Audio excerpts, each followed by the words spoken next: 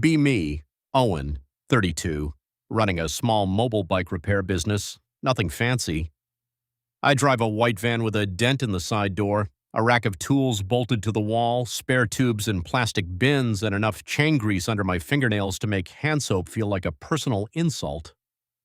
I fix commuters' brakes before work. I replace snapped cables outside apartment buildings.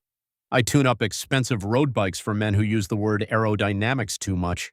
It is simple work in the best way. Something is loose. You tighten it. Something rubs. You adjust it. Something is worn out. You replace it. The bike doesn't care about your feelings. It doesn't care about your theories. It either rolls clean or it doesn't. I liked that. My life was steady, not rich, not poor, rent paid, van paid off, a few loyal customers, Sunday mornings free. I cooked most of my meals, rode my own bike along the river when the weather was decent, and had a small group of friends who didn't need constant explanations. Then I met Lena. She was 29, worked in communications for a nonprofit, and had the kind of presence that made people straighten up around her. Not because she was intimidating exactly, more because she had this polished certainty, like every sentence had already been approved by a committee inside her head. We met at a community fundraiser. One of my customers asked if I could set up a small repair stand outside the event. Free brake checks, tire pressure, basic adjustments, good publicity. Lena was helping organize the thing. She came over wearing a black dress, boots, and a clipboard tucked under one arm like it was a weapon. She told me the placement of my repair stand was disrupting the visual flow of the entrance. I said, "I can move it." She looked surprised. I guess she expected me to argue. Then she smiled. "Most men get weird when corrected." I said, "Most men don't want to drag a repair stand across a parking lot twice." She laughed. That laugh got me. It was quick and bright and unexpected, like sunlight hitting glass. We ended up talking after the event while I packed my tools into the van. She asked about the business. I told her I liked fixing things people actually used. She said that was refreshing. Most men she dated talked about ambition like it was a replacement for character. I didn't know if that was a compliment or a warning. At the time, I treated it like a compliment. The first few months were excellent. Lena was smart, funny, intense. She knew every good coffee shop in the city. She had opinions about architecture, public transit, movies, restaurant lighting, men who wore boat shoes, and why brunch was actually a political institution. She made ordinary evenings feel intentional. A walk became a discussion about urban design. A grocery trip became a debate about ethical consumption. A lazy Sunday became a curated experience with homemade pancakes and a documentary about housing policy. I liked the way her mind moved. Fast, precise, a little dramatic. She called herself a feminist, and I didn't have a problem with that. I had been raised by a mother who worked in a warehouse for 25 years and still somehow made every parent-teacher meeting. My sister was a firefighter. Nobody needed to explain to me that women could be strong, competent, and tired of nonsense. So when Lena talked about women having standards, I listened. At first it sounded healthy. Know your worth. Don't tolerate disrespect. Don't date men who make your life worse. I agreed with all of that. The problem started when standards became something else, less like boundaries, more like a performance contract. It began with little corrections. She didn't like the phrase hang out. She said it sounded emotionally lazy. She preferred intentional time. She didn't like when I said no worries. She said it minimized emotional impact. She didn't like when I asked, "Where do you want to eat?" She said it shifted the mental load onto her, so I started choosing restaurants. Then she said my choices revealed whether I had been paying attention. If I chose Italian, it meant I remembered she liked handmade pasta. Unless she was in a lighter mood, in which case it meant I had failed to read the room. If I chose sushi, it meant I was thoughtful. Unless she had mentioned wanting something warm earlier that week, in which case it meant I listened selectively. It was like trying to tune a wheel while someone kept moving the rim. I still tried. That's what people miss. Men don't always stay because they're weak. Sometimes they stay because the beginning was good and they keep trying to repair the thing back to what it was. That was me, repair mode, all the time. About month 4, Lena started sending me videos, relationship coaches, feminist dating strategists, women sitting in cars explaining why men needed to audition for access to a woman's life. The vocabulary changed quickly: bare minimum, provider mindset, emotional labor, princess treatment, masculine containment, low-value behavior, high-value woman. Each phrase arrived like a new tool she expected me to use correctly without instructions.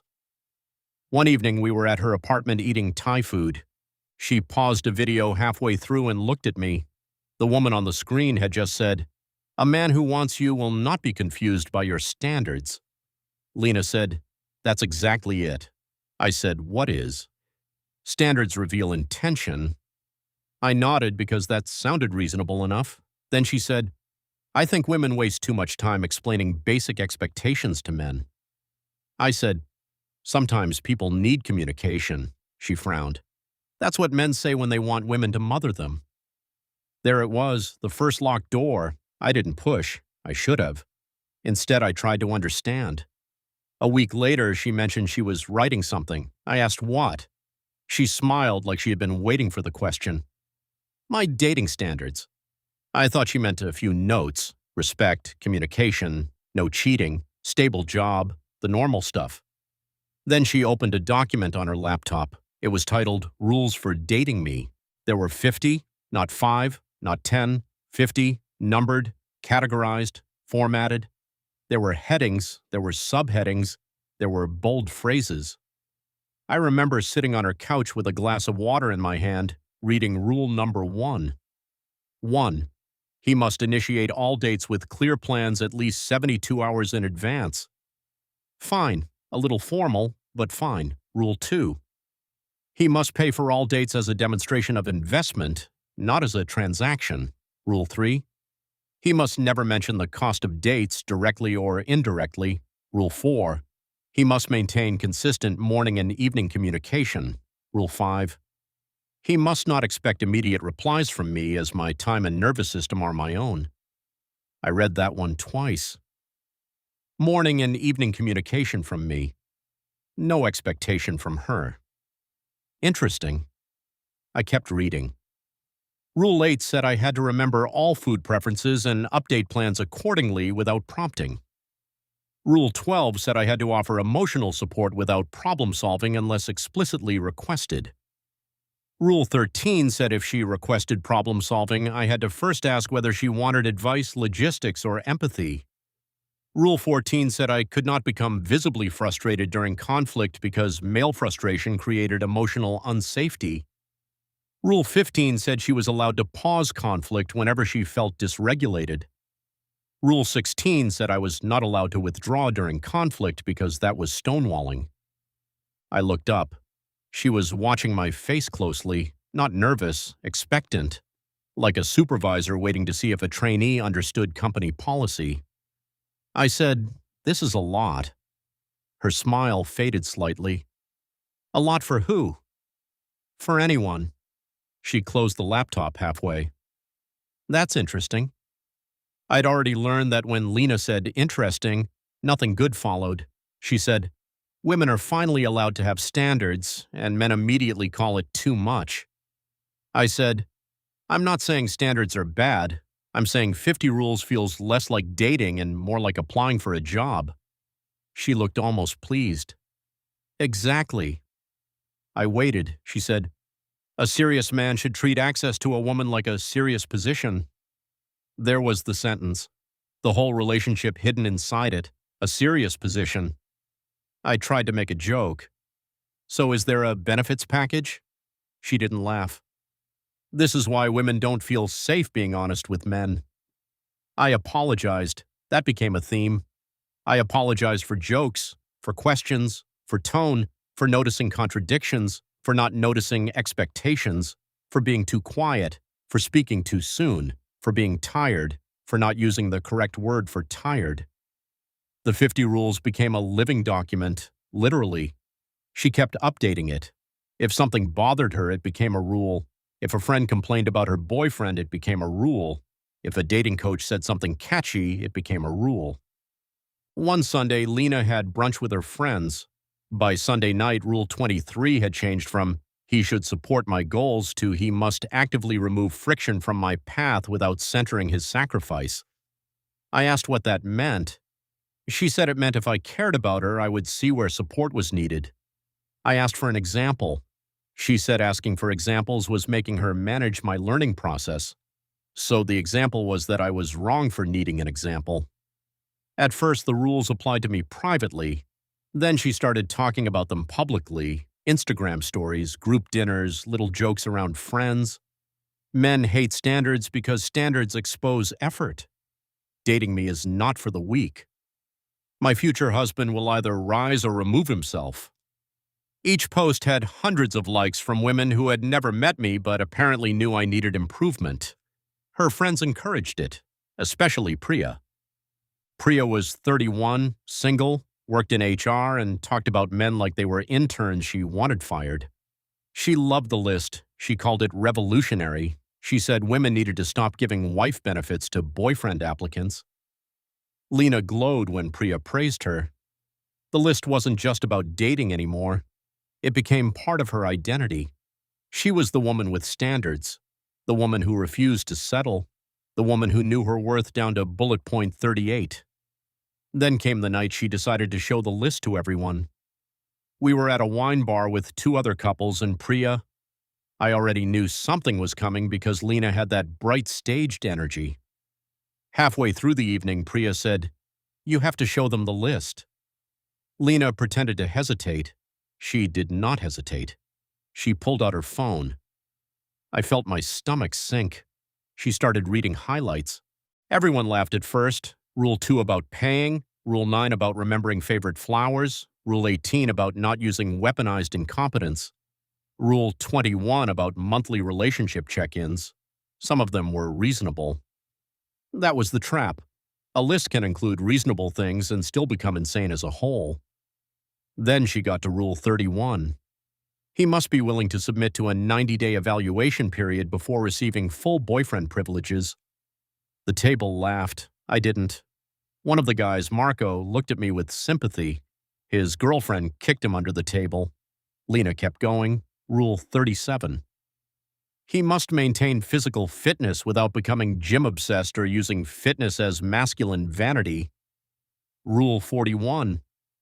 He must be financially generous without expecting gratitude because gratitude for basic masculine provision reinforces transactional dynamics. That one got quiet. Even the women seemed to pause. I asked calmly, "So if a man provides, you don't thank him?" Lena smiled like she had been waiting for resistance. "You thank people for gifts, not for meeting the standard." I nodded. "And if he doesn't meet the standard, then he doesn't get the role." The role. Yes. I looked around the table. Nobody was laughing anymore. Maybe because my voice had stayed quiet. Quiet makes people nervous when they expected embarrassment. I said, "So dating you is a job." She lifted her chin. "If a man sees effort as labor, he is not ready for partnership." I said, "Jobs also involve effort." Priya jumped in. "That's such a male response. You hear standards and immediately think oppression." I looked at her. "No. I hear 50 requirements, unpaid emotional labor, mandatory financial provision, no guaranteed gratitude, ongoing evaluation, and revocable privileges. That is a job description." The silence was complete. Lena's face flushed, not with shame, with anger. She said, "Maybe if more men treated relationships like a responsibility, women wouldn't need lists."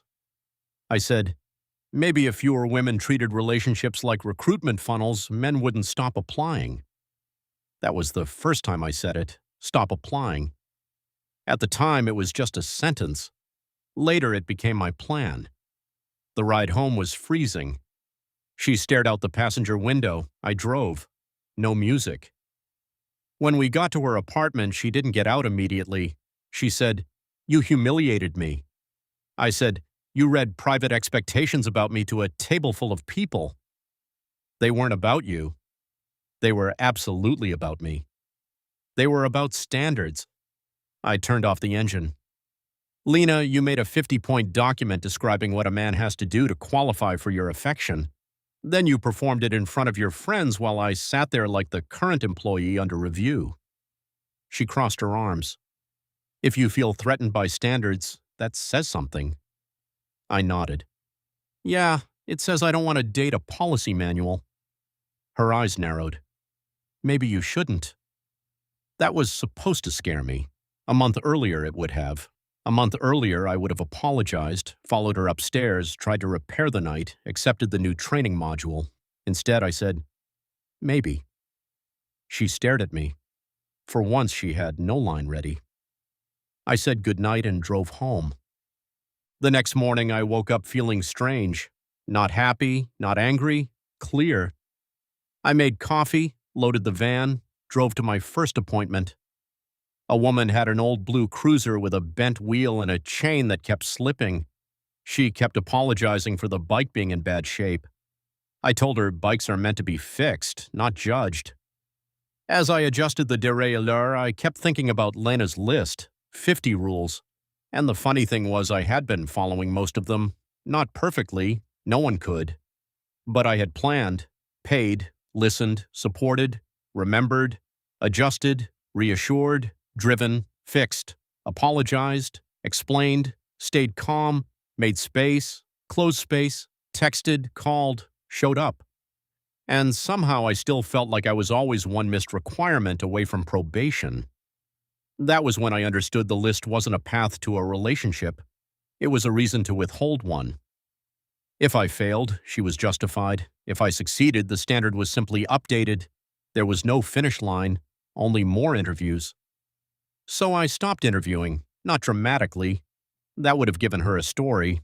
I just stopped applying. I didn't plan the next date.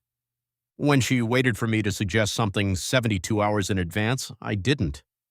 On Thursday evening, she texted, "Are we doing anything this weekend?" I replied, "No plans on my end."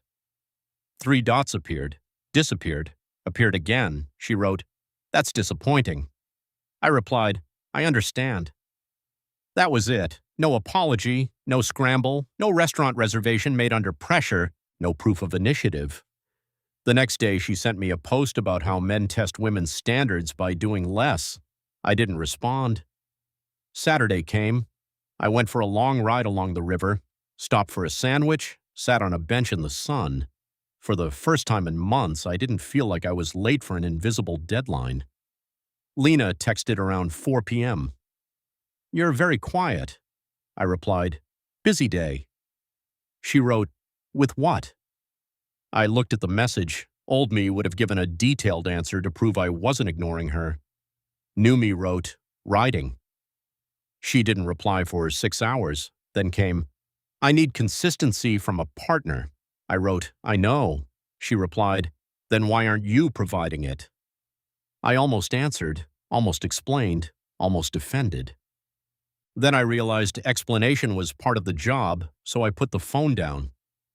The next week, she shifted tactics. She became sweet, very sweet. She sent selfies, voice notes, little memories. A picture of the coffee shop where we had our second date. A message saying she missed how easy things used to feel. I did too. That was the hard part.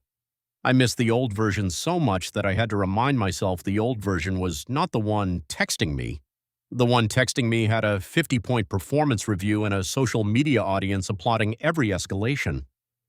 We met on Wednesday because she said we needed a serious conversation.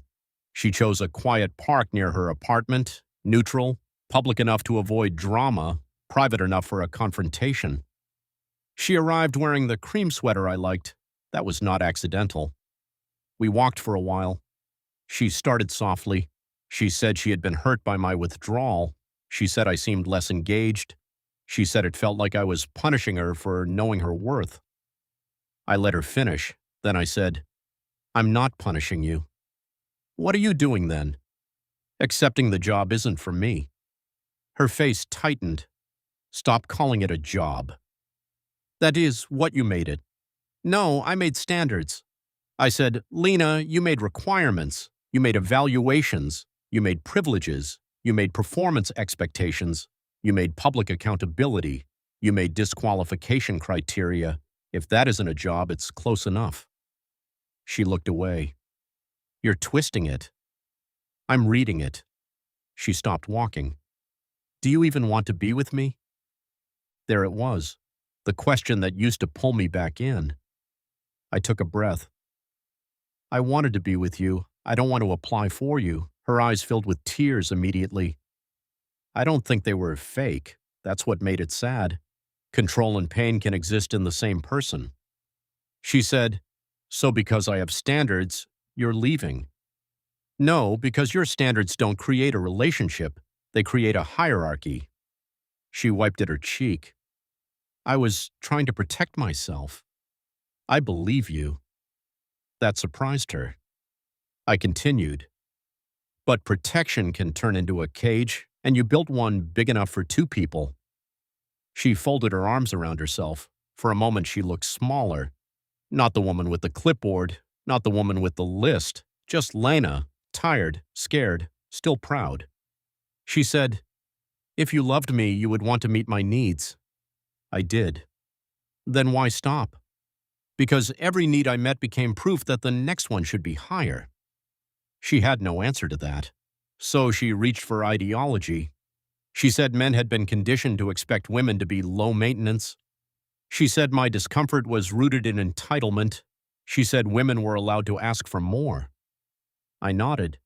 Yes, women are allowed to ask for more. She looked relieved for half a second. Then I said, and men are allowed to say the offer isn't worth accepting. That removed the relief. Her expression changed, like a door closing. You think I'm not worth it? I said, I think no relationship should feel like an unpaid apprenticeship. The conversation ended badly, not with shouting, with silence. She said she needed to think. I said, okay. She hugged herself and walked home. I watched her go and felt a familiar pull in my chest, the part of me that wanted to chase, to fix to make sure she wasn't sad. Then I remembered Rule 41, financial generosity without expecting gratitude, Rule 16, no withdrawal, Rule 14, no visible frustration, Rule 31, evaluation period, Rule 48. If he resists the standard, he is revealing incompatibility. She had written my exit for me. I just finally used it. A few days later, something strange happened. Lena posted the list. Not the whole thing, a polished version. She made it into a carousel. 50 standards for dating a woman who knows her worth. The first slide had her in a blazer looking serious and beautiful. The caption said, men keep saying they want high-value women. Here's the price of admission. It went viral in our little corner of the city. Not famous viral, but enough. Hundreds of likes, dozens of comments, women cheering, men arguing, people sharing it. Priya commented, let the weak self-eliminate. Lena replied with a crown emoji. I saw it because a friend sent it to me with the message, bro, isn't this your girlfriend? I stared at the post for a long time. Not because I was jealous, because I realized she wasn't embarrassed, she wasn't reconsidering. She was marketing the thing that had made our relationship unlivable. So I did the cleanest thing I could. I texted her. I saw the post. I think we're done. I don't want a public debate or a long argument. I wish you well, but I'm stepping away. She called immediately. I didn't answer. She sent, you're breaking up over an empowerment post? I replied, I'm breaking up because I don't want the job. Then I muted the conversation. That was the first peaceful evening I had in months. I made pasta, watched an old movie, cleaned my tools, went to bed early. The next morning, there were 14 messages, some angry, some wounded, some analytical. She said I had proved her point. She said I couldn't handle standards. She said real men rise. She said she was disappointed but not surprised. Then, near the end, she wrote, I hope you find someone with no needs. That seems more your level. I didn't respond. The silence did more than any argument could. Over the next month, Lena leaned into the list hard. She made more posts. She went on a podcast with Priya. She said modern women needed to stop accepting low-effort men. She said dating should be treated like a selection process. She said men who complained were removing themselves from consideration, and men did exactly that. They removed themselves.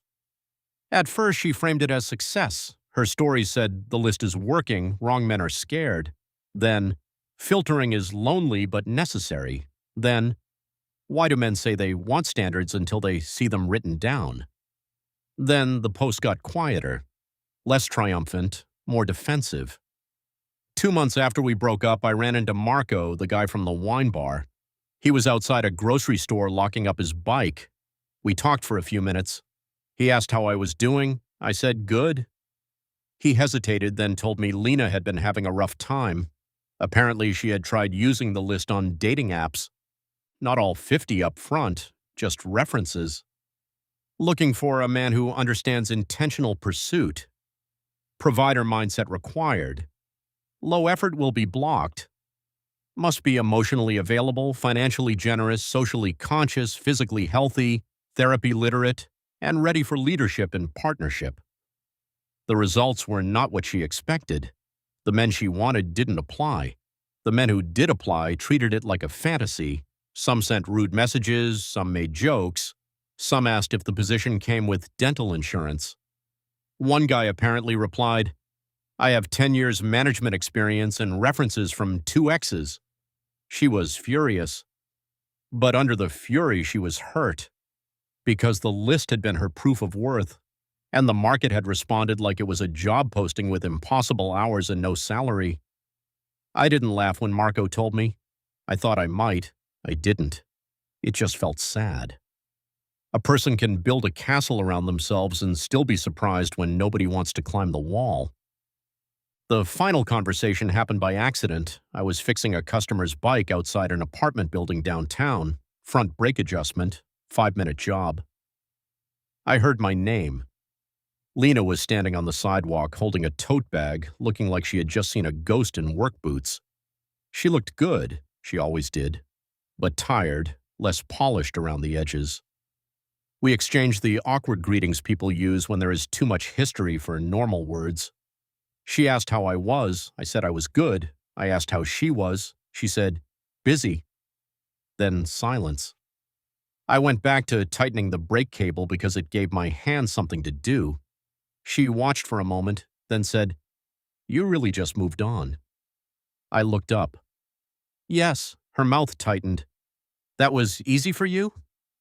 No. Could have fooled me. I wiped my hands on a rag. It became easier once I stopped trying to pass a test I didn't want to take. She looked down. For once, no immediate comeback.